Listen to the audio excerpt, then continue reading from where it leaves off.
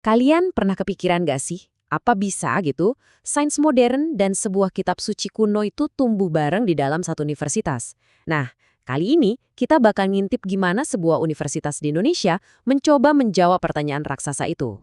Ini tuh bukan sekedar pertanyaan iseng loh, di negara seperti Indonesia. Ini adalah tantangan yang nyata banget.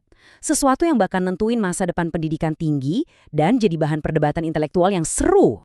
Jadi, ternyata nih, di seluruh Indonesia itu lagi ada sebuah gerakan akademis yang menarik banget. Sebuah upaya besar-besaran untuk mendamaikan kembali sains dan agama di dalam kampus.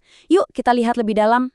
Artinya, ini bukan cuma satu universitas aja yang lagi pusing mikirin ini, tapi udah jadi obrolan di mana-mana. Dan di tengah-tengah obrolan besar inilah, ada satu institusi yang menawarkan pendekatan yang unik banget, yang bakal kita bedah sekarang. Oke, sekarang kita kerucutkan fokus kita. Kenalan dulu sama bintang utama cerita kita kali ini. Unsik, sebuah universitas di Jawa Tengah yang berdiri tahun 2001 dengan sebuah misi yang sangat-sangat spesifik. Dan ini visinya bukan kaleng-kaleng loh. Coba perhatikan baik-baik. Mereka dengan berani menempatkan Al-Quran tepat di jantung, di pusat dari semua kerangka pendidikannya. Nah, yang bikin ini menarik itu karena akarnya sangat personal.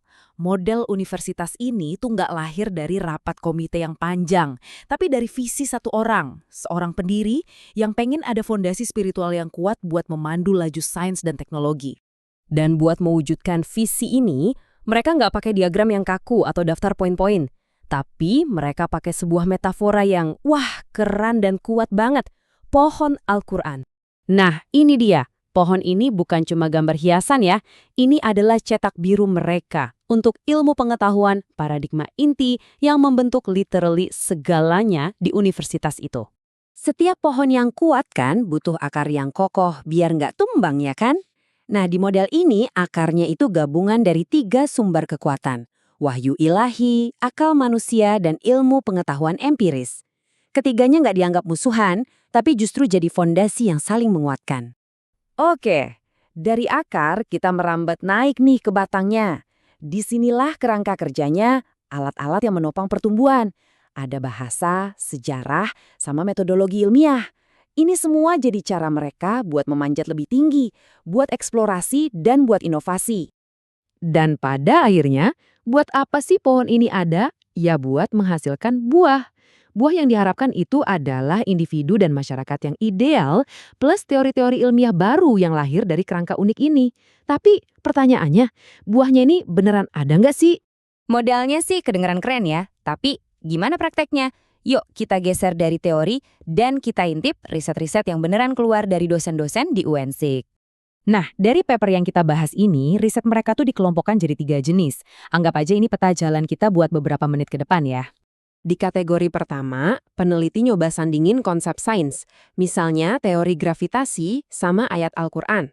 Poin pentingnya apa? Mereka nemuin kalau kitab suci itu ternyata fungsinya bukan kayak buku teks sains yang ngasih detail teknis, tapi lebih sebagai sumber makna dan kompas spiritual yang membingkai penemuan-penemuan ilmiah.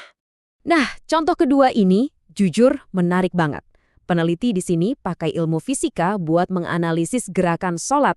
Dan mereka nemuin sesuatu yang lumayan mengejutkan. Total sudut dari semua gerakan dalam satu rakaat sholat itu pas banget 360 derajat, sebuah lingkaran penuh.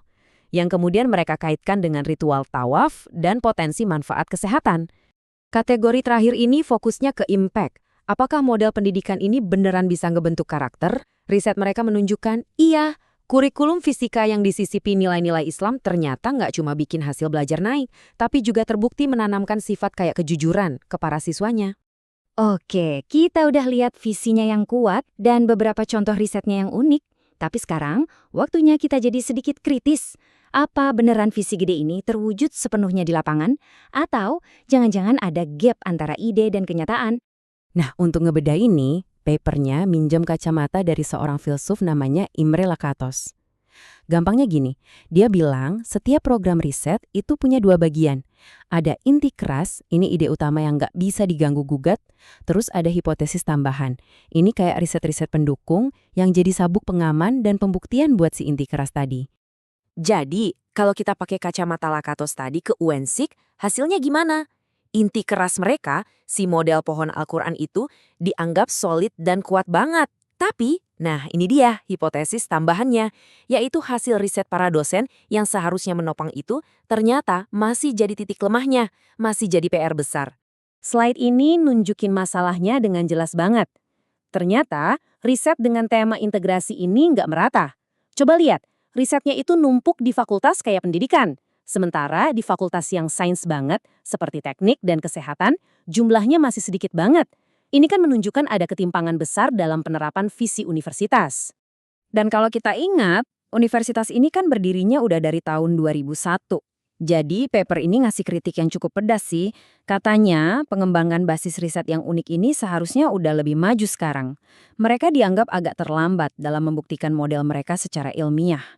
Jadi, terus gimana dong? Apa langkah selanjutnya? Tantangan utama buat Unsik sekarang itu adalah bagaimana caranya mengubah sebuah ide yang brilian menjadi sebuah paradigma ilmiah yang benar-benar kokoh dan terbukti.